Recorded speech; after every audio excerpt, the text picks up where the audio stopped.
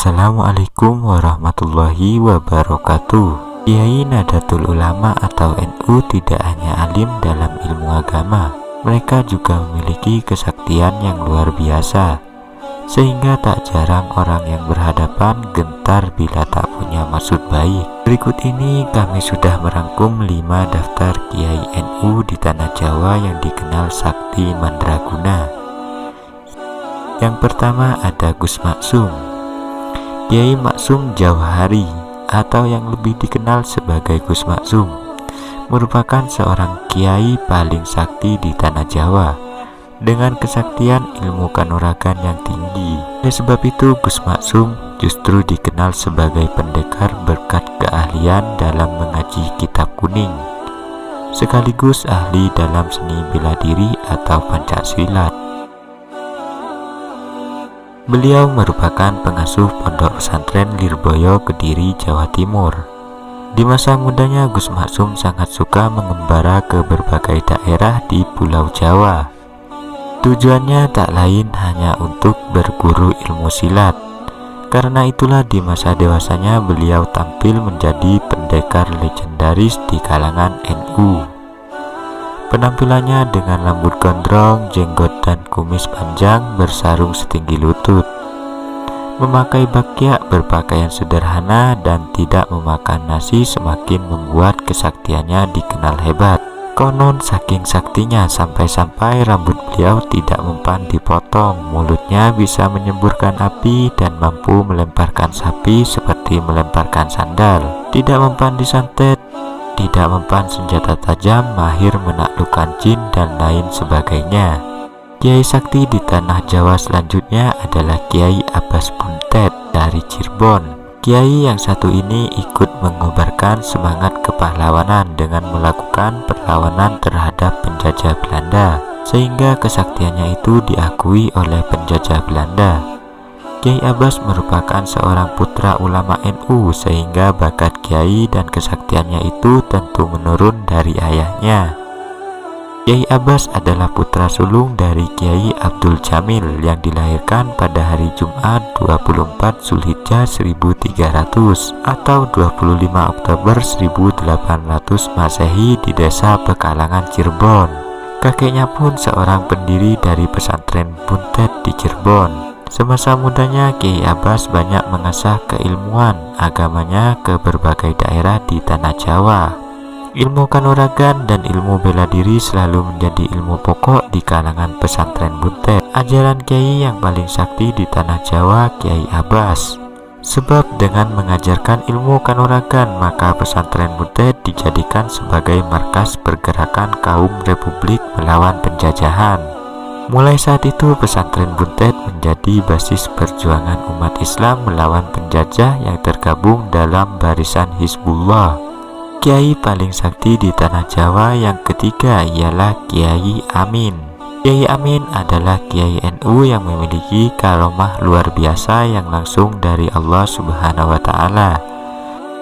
Tidak hanya mahir dalam ilmu agama, namun juga sangat piawai dalam ilmu kanuragan dan Pancasilat. Kiai Amin lahir pada hari Jumat 24 Zulhijjah 1300 tepatan dengan tahun 1879 Masehi di Minjahan, Plumbon, Cirebon, Jawa Barat. Ada kisah di kalangan warga Ciwaringin dalam pertempuran 10 November 1945 di Surabaya. Kiai Amin dan ulama lain di Cirebon ikut mengirim laskar ke Surabaya. Bahkan Kiai Amin sendiri ikut berangkat serta turut mengusahakan pendanaan untuk biaya keberangkatan. Bagi warga Nadiyin, Kiai Amin dikenal sangat legendaris. Konon dalam perang di Surabaya, ia tidak mempan senjata maupun peluru saat bertempur. Bahkan beliau juga dikabarkan tidak mati meski dilempari bom sebanyak 8 kali. Kiai paling sakti di Tanah Jawa selanjutnya adalah Kiai Hamid yang berasal dari Pasuruan. Suatu ketika di masa pemerintahan Orde Baru, Kiai Hamid Pasuruan diajak masuk partai pemerintahan. Beliau pun menyambut ajakan itu dengan ramah dan menjamu tamunya dari kalangan birokrat itu. Akan tetapi ketika surat persetujuan masuk partai pemerintahan itu disodorkan bersama pulpennya, Kiai Hamid tetap menerima dan menandatanganinya. Anehnya, pulpen yang disodorkan untuk tanda tangan tersebut tidak bisa keluar tintanya alias macet, lalu digantilah dengan pulpen lain. Hal serupa tetap tak mau keluar tinta dan seterusnya.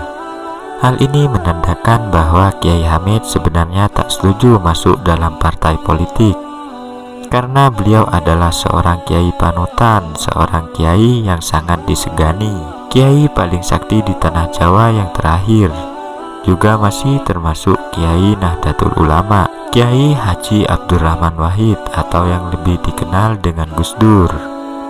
Gus Dur adalah presiden keempat negara Republik Indonesia. Beliau merupakan Kiai NU termasyhur di Nusantara, bahkan ini sampai ke luar negeri.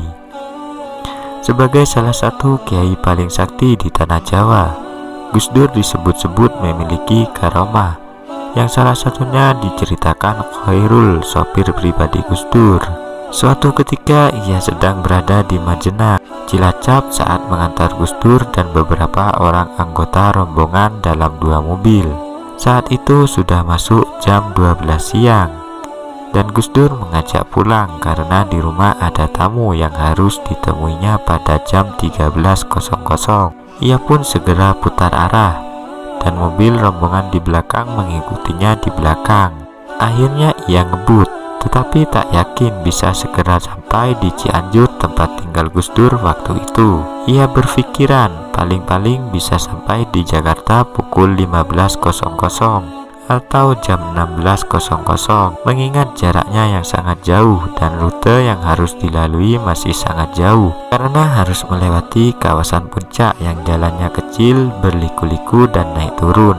Apalagi saat itu belum ada tol Cipularang. Ia pun tetap menggeber mobilnya secepat yang bisa ia lakukan.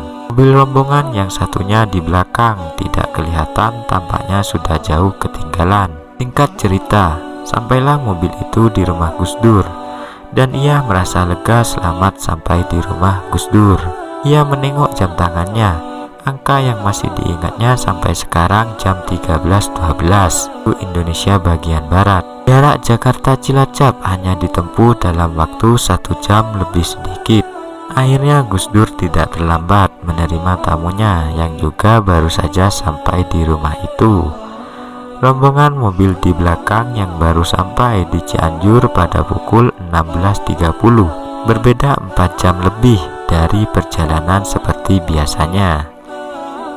Gus Dur adalah seorang wali bagi kalangan NU dan beliau pun diakui sebagai kiai paling sakti di tanah Jawa. Itulah 5 kiai paling sakti di tanah Jawa yang memiliki ilmu kanuragan yang sangat tinggi. Wallahu a'lam. Wassalamualaikum warahmatullahi wabarakatuh.